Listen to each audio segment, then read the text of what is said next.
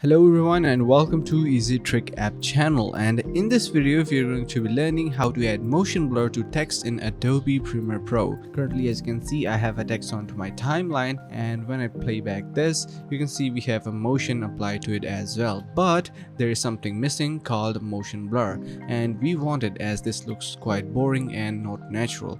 To make it more fluent and more natural, we are going to be adding a blur on this. To do so, you can follow the step-by-step guide. First, you need to head over to effects, and from there search for directional blur, apply it onto your video, and now head over to your effect controls. Here you can see our motion is applied and our directional blur is applied as well. So zoom in a little bit onto your effects so you can see it better.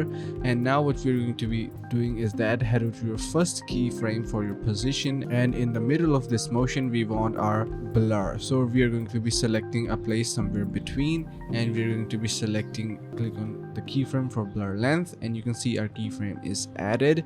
And after that you need to head over a couple of frames and increase the length of blur.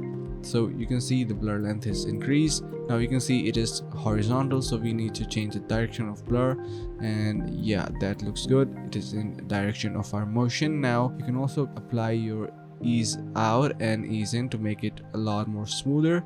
And now you need to head over to your end frame of your position and just click this icon which will restore the blur. So you can see our motion blur is added onto our video. To make it even more faster, you can make them closer, and now here, as you can see, our motion blur is added onto our text. So that's a pretty simple process, and I really hope you learned something new. And if you found this video helpful, make sure to subscribe to the channel, like the video, and share with your friends. Thanks for watching. See you in the next one.